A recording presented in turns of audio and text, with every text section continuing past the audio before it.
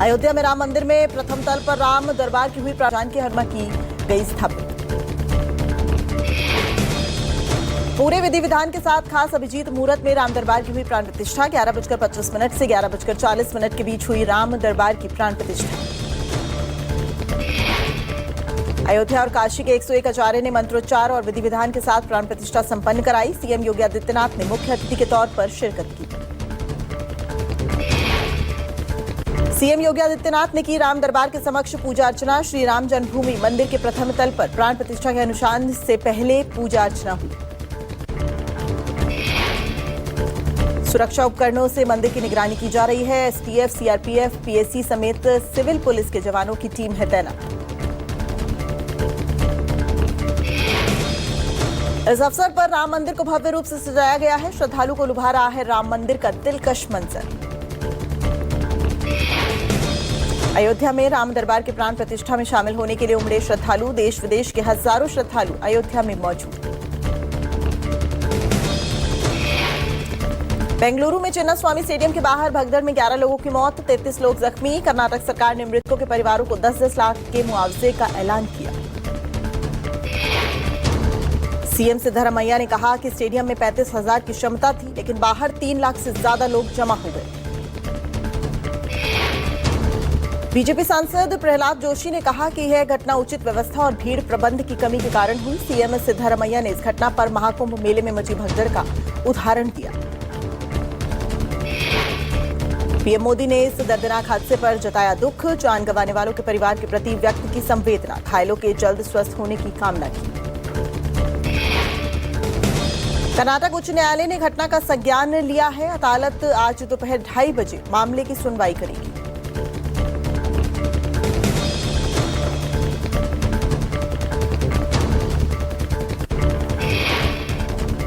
बेंगलुरु भगदड़ पर कर्नाटक के गृह मंत्री डॉक्टर जी परमेश्वर ने कहा, मुख्यमंत्री ने मजिस्ट्रेट जांच के आदेश दिए हैं। जांच की रिपोर्ट आने को दीजिए और अगर कोई चूक हुई तो कार्रवाई होगी। बेंगलुरु भगदड़ पर कर्नाटक के मंत्री प्रियांक खरगे ने कहा, हां गलती हुई है। बेहतर योजना और समन्वय से इसे टाला जा सकता था। हर चीज का राजनीतिकरण करने की भाजपा की मंशा ठीक नहीं। जेडीएस के राष्ट्रीय प्रवक्ता मनीष कुमार ने कर्नाटक सरकार पर तीखा हमला बोला है। कहा है, सिद्धरामैया सरकार का इकबाल खत्म हो चुका है। खींचतान के कारण अधिकारियों तक सही संदेश नहीं पहुंच रहा। विश्व पर्यावरण दिवस पर प्रधानमंत्री नरेंद्र मोदी दिल्ली के महावीर जयंती पार्क में पौधारोपण किया। पीएम ने एक पेड़ मां के नाम पहल के अंतर्गत बरगद का पौधा लगाया।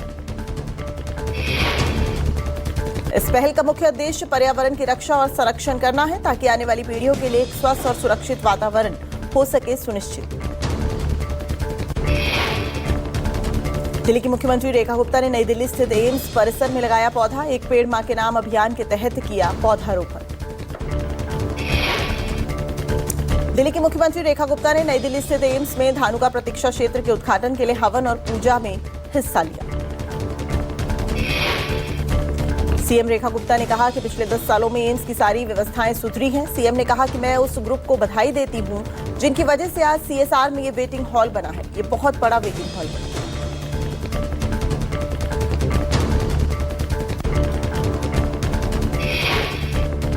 गुजरात के अहमदाबाद में मुख्यमंत्री भूपेंद्र पटेल ने विश्व पर्यावरण दिवस के अवसर पर पौधारोपण किया। सुरक्षित वातावरण सुनिश्चित करना है उद्देश्य। लखनऊ में सीएम योगी ने किया पौधारोपण। कहा, पूरी दुनिया पर्यावरण के कठिन चुनौतियों से जूझ रही है। ये चुनौती मनुष्य द्वारा ही निर्मित है और इसके समाधान का मार्ग भी मनुष्य को ही उठाना पड़ेगा। महाराष्ट्र के पर्यावरण मंत्री पंकजा गोपीनाथ मुंडे ने विश्व पर्यावरण दिवस पर सफाई अभियान में हिस्सा लिया। किरगांव चौपाटी पर समुद्र तट की सफाई।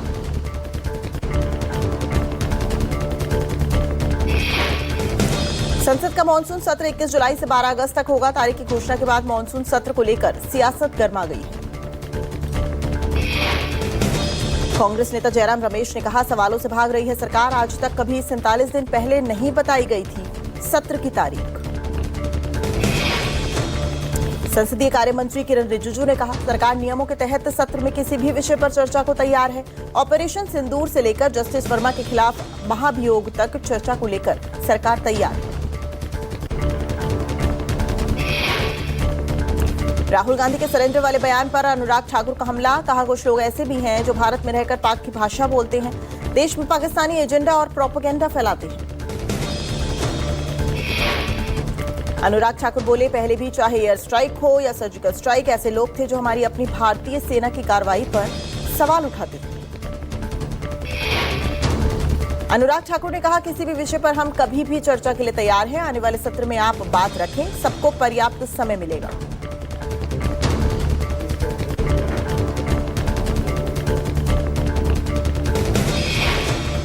सोलह जून को जातीय जनगणना की प्रक्रिया हो जाएगी शुरू। 1 अक्टूबर 2026 तक जम्मू कश्मीर, हिमाचल, उत्तराखंड में होगी जातीय जनगणना।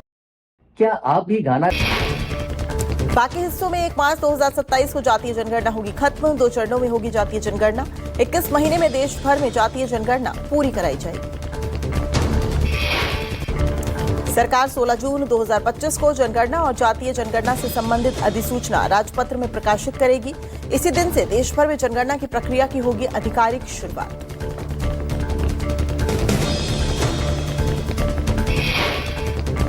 प्रधानमंत्री नरेंद्र मोदी कल जम्मू कश्मीर में चिनाब नदी के ऊपर बनाए गए चिनाब ब्रिज का उद्घाटन करेंगे। इसके साथ ही हो जाएगी कश्मीर से कन्याकुमारी तक ट्रेन कनेक्टिविटी। फिलहाल दिल्ली समेत देश के अन्य शहरों में जम्मू कश्मीर जाने वाली ट्रेन कटरा तक ही जा पाती है। इसके बाद 63 किलोमीटर वाले हिस्से को छोड़ते हुए आगे संगलदान से श्रीनगर और बारामूला तक ट्रेन सर्विस है। चिनाब ब्रिज की सुरक्षा के लिए सुरक्षा के कड़े बंदोबस्त, राउंड द क्लॉक 24 घंटे 7 दिन जवान रहेंगे तैनात।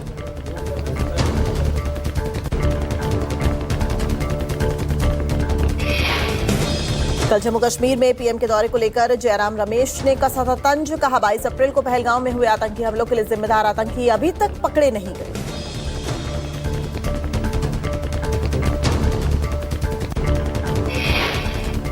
शशि थरूर के नेतृत्व में सर्वदलीय प्रतिनिधिमंडल ने वॉशिंगटन डीसी में भारतीय प्रवासी समुदाय का संबोधन किया। थरूर ने कहा, पाकिस्तानी प्रोपेगेंडा को उजागर करने में भूमिका की सराहना की। शशि थरूर ने कहा, पहलगांव में आतंकवादियों ने धर्म को मुद्दा बनाने की कोशिश की ताकि देश में वैमनस्य फैले, लेकिन वो सफल नहीं हो पाए। बीएसपी सुप्रीमो मायावती का बड़ा बयान, कहा बीएसपी एकमात्र पार्टी जो बाबा साहब के विचारों पर चलती और दलितों और उपेक्षित वर्गों के लिए कल्याण के लिए काम करती है। बीएसपी सुप्रीमो मायावती बोली, यूपी में बीएसपी कई बार सत्ता में आई, केंद्र और राज्य की सत्तारूढ़ और विपक्षी पार्टियों ने हमेशा बीएसपी को कमजोर करने के हथकंडे अपनाए। वह राज्यों की भी सत्ताधारी और विपक्ष की भी अंबेडकर विरोधी जातिवादी पार्टियां किस्म किस्म के साम दाम दंड भेद आदि अनेकों हथकंडे इस्तेमाल करके बीएसपी को कमजोर करने में लगे। महाराष्ट्र की राजनीति में एक बार फिर एनसीपी के भीतर खींचतान नजर आ रही है। शरद और अजीत पवार अलग अलग मंच से दिखाएंगे ताकत। 10 जून को एनसीपी मना रही है अपना 26वां स्थापना दिवस। पार्टी 2 हिस्सों में बटी नजर आएगी। एक मंच पर शरद पवार तो दूसरे पर अजीत भरेंगे हुंकार।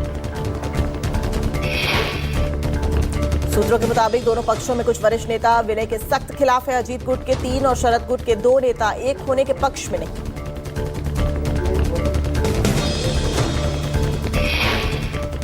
पीएम के दौरे से पहले जम्मू कश्मीर में एनआईए की कार्रवाई, शोपिया, कुलगांव समेत कई जिलों में छापेमारी जारी।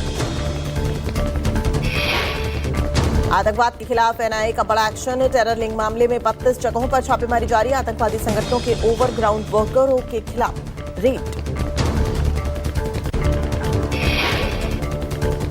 ईडी का बड़ा एक्शन, बैंकिंग फ्रॉड में आया बड़ा भूचाल। दिल्ली, नोएडा समेत कुल 10 जगहों पर ईडी की छापेमारी।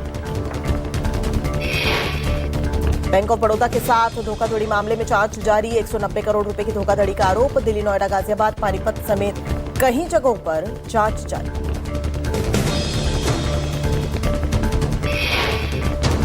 प्रमोटरों, कंपनी के निर्देशकों के ईडी की टीम की छापेमारी। प्रमोटरों और निदेशकों के ठिकानों पर गहन जांच जारी।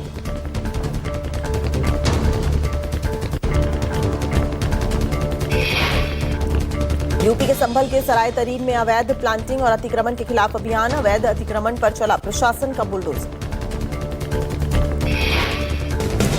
अवैध प्लांटिंग और अतिक्रमण के खिलाफ अभियान चलाए जाने पर डीएम संभल राजेंद्र पोसिया ने कहा, जहां जहां अवैध प्लांटिंग वहां पर सिटी मजिस्ट्रेट और एसडीएम की कार्रवाई की जाएगी। जयपुर में जंगल बनाम बुलडोजर की लड़ाई जारी, ढोल कबाड़ बचाओ आंदोलन जारी।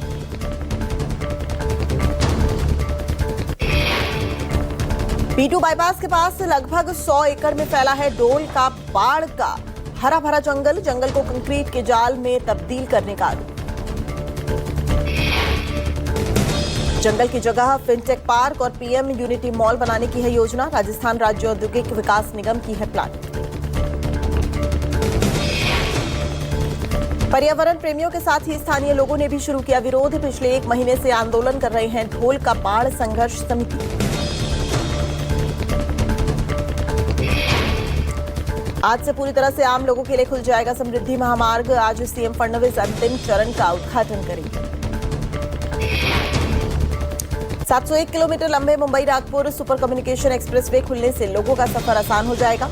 1182 करोड़ की लागत से तैयार किया गया है ये पुल।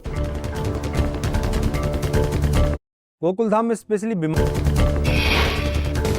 दिल्ली में आज भारत मध्य एशिया संवाद की चौथी बैठक है। विदेश मंत्री एस जयशंकर मध्य एशियाई देशों के विदेश मंत्रियों के साथ द्विपक्षीय बैठक जारी। बैठक में कजाकिस्तान, किर्गिज गणराज्य तजाकिस्तान, तुर्कमेनिस्तान, उज्बेकिस्तान शामिल हैं। संवाद की तीसरी बैठक की मेजबानी 2021 में भारत ने नई दिल्ली में की थी।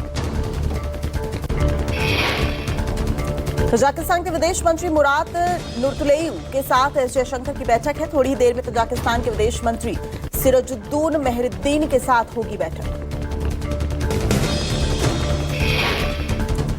देश में तेजी से पांव पसार रहा है कोरोना, एक्टिव केसों की संख्या 4,886 हुई, मौतों की संख्या 40 के पार पहुंची। 3,955 मरीज ठीक होकर अस्पताल से डिस्चार्ज हो गए हैं। दिल्ली में कोविड से 2 लोगों की मौत हुई है, जिसमें 5 साल का एक बच्चा भी शामिल है। अदानी एयरपोर्टर्स ने ग्लोबल फाइनेंसिंग से जुटाए हैं $750 मिलियन। कंपनी के इंफ्रास्ट्रक्चर और कैपेसिटी बढ़ाने में होगा इस पैसे का इस्तेमाल। भारत की सबसे बड़ी प्राइवेट एयरपोर्ट ऑपरेटर है अदानी एयरपोर्ट होल्डिंग्स लिमिटेड। इस ट्रांजैक्शन को first Abu Dhabi bank, Barclays bank और स्टैंडर्ड चार्टर्ड बैंक ने निभाया है अहम रोल। अदानी एयरपोर्टर्स होल्डिंग लिमिटेड का दावा है कि जुटाई गई रकम का इस्तेमाल मौजूदा कर्ज के रिफाइंस में होगा। इंफ्रास्ट्रक्चर को बेहतर बनाने के अलावा कुछ रकम का इस्तेमाल अहमदाबाद, लखनऊ, मंगलुरु, जयपुर, गुवाहाटी और तिरुवनंतपुरम एयरपोर्ट्स के क्षमता विस्तार में भी किया जाएगा। अदानी एयरपोर्ट्स होल्डिंग लिमिटेड ने वित्तीय वर्ष 2024-25 में 9 करोड़ 40 लाख यात्रियों को सेवाएं दी हैं, जबकि अदानी एयरपोर्ट्स की कुल क्षमता 11 करोड़ यात्रियों की है। कंपनी का लक्ष्य चरणबद्ध ग्रोथ के जरिए 2040 तक अपनी क्षमता को 3 गुना बढ़ाकर 30 करोड़ यात्री प्रतिवर्ष करना है। हरिद्वार में गंगा दशहरा स्नान के पर्व पर उमड़ा भक्तों का सैलाब। आज ही के दिन मां गंगा की धरती पर अवतरण हुआ था। हर की पौड़ी में ब्रह्म मुहूर्त से ही स्नान के लिए लोगों का सैलाब उमड़ा। मां गंगा ने आज के दिन ही धरती पर अवतरित होकर राजा भागीरथ के पुरखों का उद्धार किया था। गंगा दशहरा पर गंगा स्नान करने से 10 तरह के पापों से मुक्ति मिलने की है मान्यता। इस दिन गंगा स्नान और दान करने का विशेष महत्व है। जिला प्रशासन ने सुरक्षा के पुख्ता इंतजाम किए हैं। मेला क्षेत्र को 2 सुपर जोन, 11 जोन और 27 सेक्टर में बांटा गया है।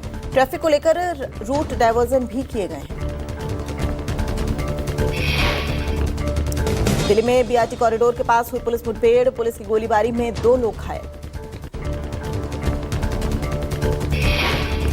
पुलिस ने मुठभेड़ के बाद दोनों आरोपियों को गिरफ्तार किया है। घायल आरोपियों का अस्पताल में इलाज जारी है। नोएडा थार कांड में पहली गिरफ्तारी, आकाश अवाना और अमन अवाना गिरफ्तार। नोएडा के रसूखदार ट्रांसपोर्टर्स के बेटे हैं दोनों। अवाना ट्रांसपोर्ट के नाम से पिता का बड़ा कारोबार है। लापरवाही मामले में एसएचओ और चौकी प्रभारी सस्पेंड किए जा चुके हैं।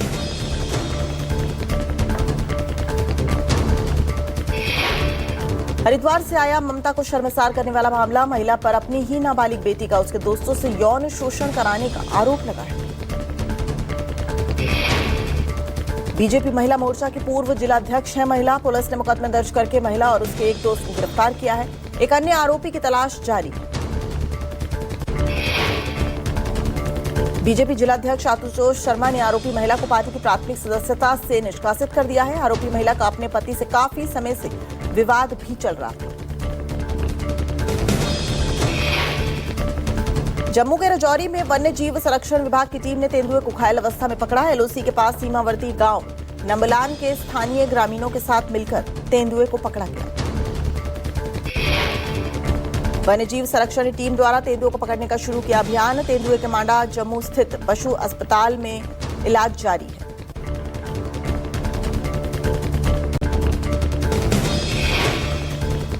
वाराणसी की सबसे बड़ी बकरा मंडी में अल्लाह मोहम्मद लिखा बकरा बना आकर्षण का केंद्र। बकरे को देखने के लिए उमड़ी लोगों की भीड़। लोहारेली टोल प्लाजा पर धरने के दौरान महिला से बदसलूकी का आरोपी गिरफ्तार। ग्रेटर नोएडा के थाना दादरी क्षेत्र में महिला से अभद्रता का वायरल हुआ था वीडियो।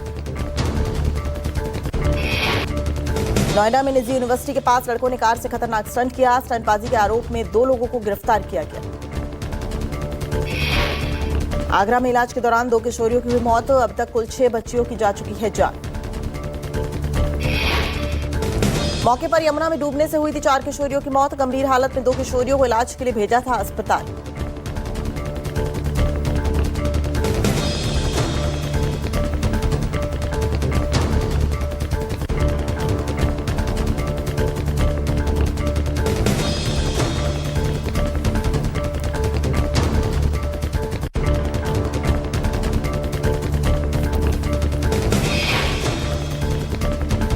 दिल्ली के जनकपुरी में पंखा रोड पर 2 बस और 1 कार में लगी भीषण आग। मौके पर पहुंची फायर ब्रिगेड ने आग पर काबू पाया। भरूच के सरोद गांव में गिराई गई 30 साल पुरानी पानी की टंकी। जर्जर हुई पानी की टंकी को किया गया जमींदोज।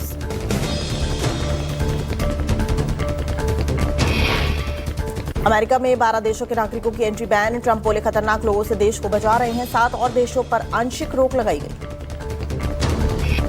पाकिस्तान में अहमदिया मुस्लिमों के ईद मनाने पर पाबंदी लगा दी गई है। 5 लाख रुपए जुर्माने की धमकी। जबरदस्ती हलफनामा भरवाया जा रहा है। पुतिन ने ट्रंप से कहा है यूक्रेन से हमले का बदला लेंगे। दोनों नेताओं के बीच 75 मिनट बात हुई। ईरान के न्यूक्लियर प्रोग्राम पर भी चर्चा।